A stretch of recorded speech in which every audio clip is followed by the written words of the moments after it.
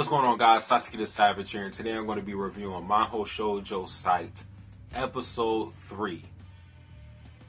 And surprise, this show has not been dropped by me, because if you watched my last episode review, you know that episode almost broke me. It almost broke my soul. Because, listen, this episode kind of salvaged the series, okay? It at least made it serviceable to where I can watch it and not dread watching the next episode, because I came into this episode with low expectations. I was just hoping that this episode would be at least mediocre, which this episode was a little above mediocre. It was okay.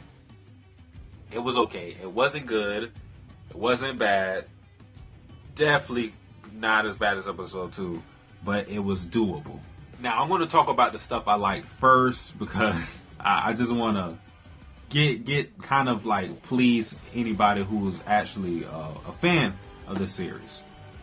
This episode did a good job building tension. Yes, that's what you're supposed to do in a horror anime. And I'm not trying to throw shade, but somebody in my last review said that this wasn't a horror anime.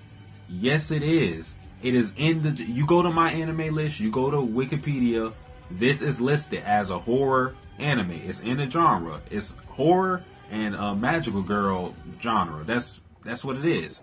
So, this episode did a good job building tension, which it did not do in episodes 1 or episodes 2. The only tension that they build is with Aya's brother. That's the only tension that they seem to know how to build, because we know eventually he's going to do something to Aya, because he is pissed that Aya isn't answering his texts and that she's not around to be his punching bag. They're building tension with that. Everything else that happens in the episode, they don't do a good job building tension.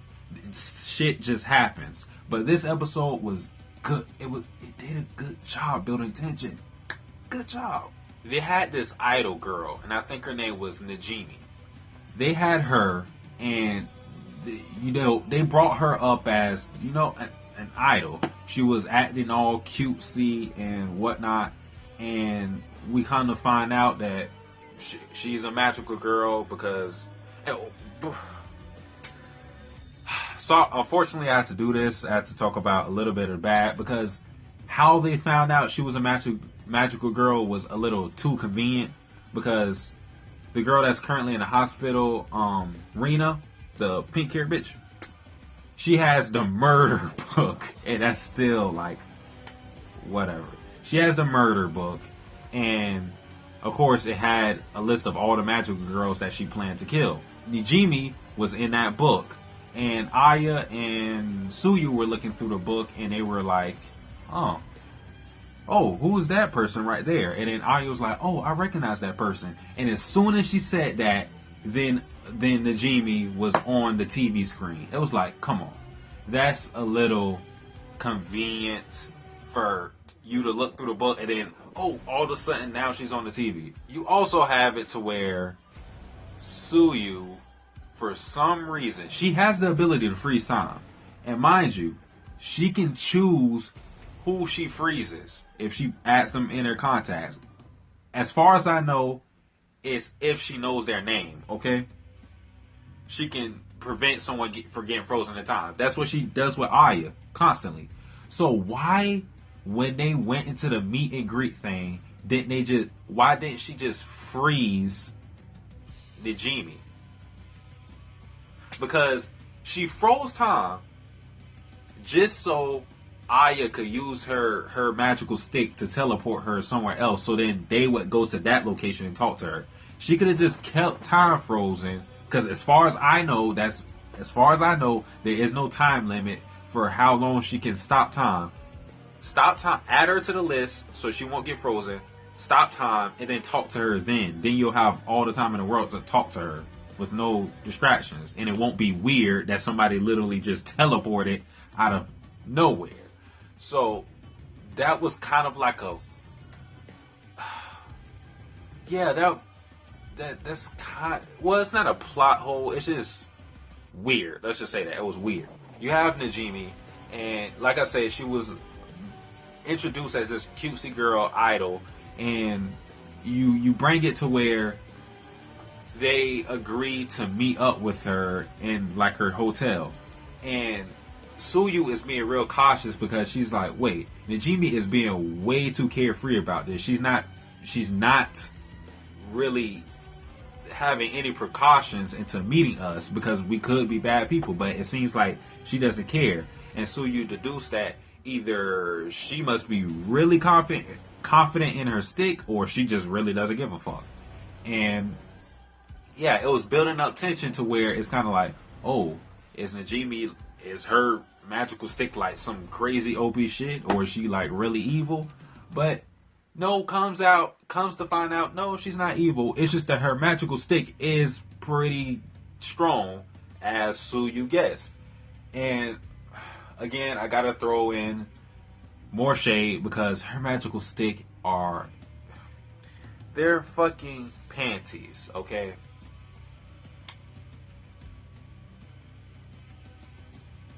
Aya has a gun that can teleport people.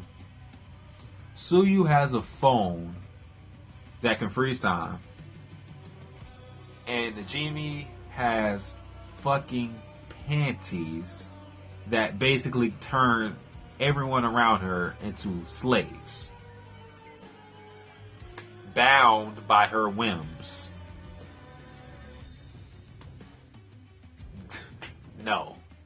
No, you didn't have to make them panties. Come on, try lipstick or something. Like, come on, panties.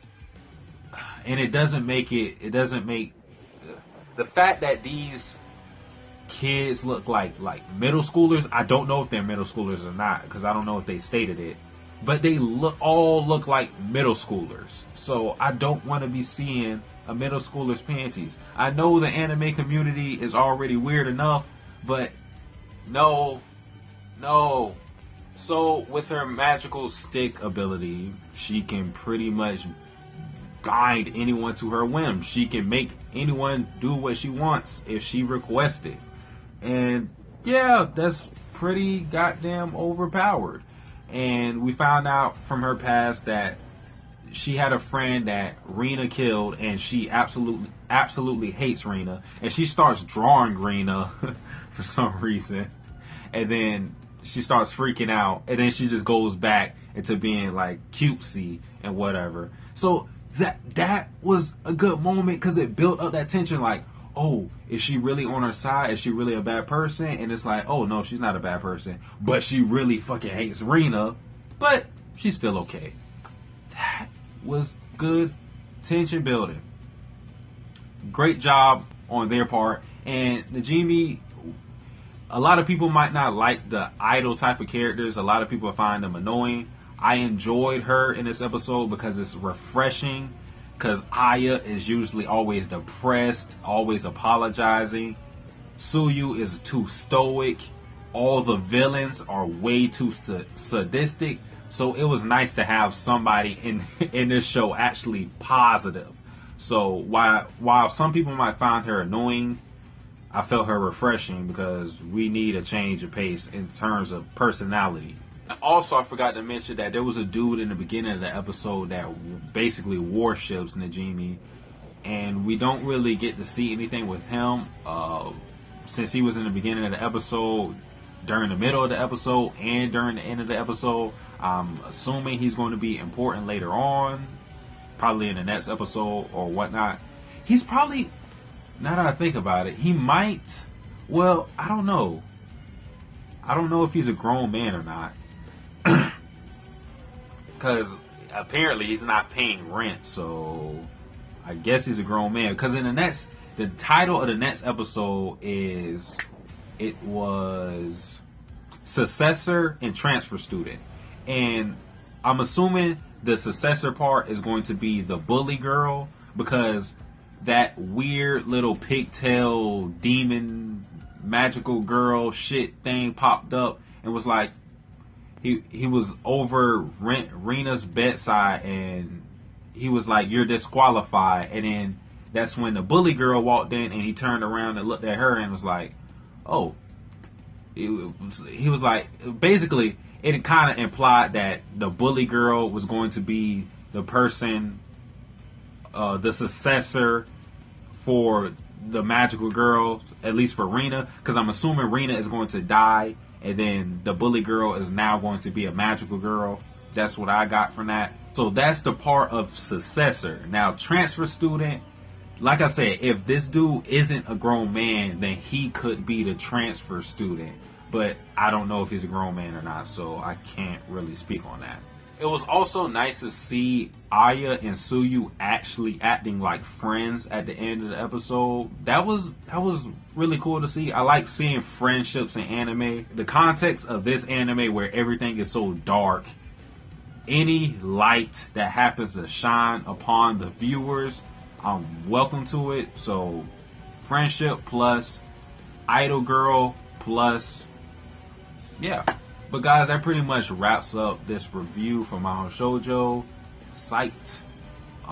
Like I said before, this episode wasn't good. For it to be good, it can't have the plot conveniences, and that's something I forgot to mention. If Najimi has the panties or whatever, and she's using magical powers, she should be close to dead by now. Because she has a whole bunch of workers that are, of course, working for her. She said they were her fans, but they're basically like her slaves. She said she had these people working for her. And the way she was talking to Aya and Tsuyu, it seems like she's been doing this for a long time, ordering them around. And she has to have been using her powers to do that. And we know that by using your magical powers time and time again, you end up dead. That's what is happening to Rena currently. So she should be close to death. Now, that's another possible plot hole. I won't call it a plot hole because that's just my assumption. Just the way Najimi was talking in this episode, it seemed like she was using that power a lot. Because she was like, yeah, I have these guys working for me, or I tell them to pour me tea, I tell them to get me my clothes. It's like, bitch, it sounds like you've been using this power a lot. So you should be having a hospital bed right next to Rena, and then you guys can kill each other in your dreams or in the afterlife or something like that. But apparently not. So I don't know. But like I said, this episode wasn't really good because possible plot holes and plot conveniences. But it did do some things right. The tension building, the actual light in this episode, seeing friendship, because that's a good thing. Seeing friendship, seeing other personalities and characters, that was good to see. So yeah, that pretty much wraps up the review, guys. If you like this video, like, comment, subscribe. I'm Satsuki the Savage, and I'm out.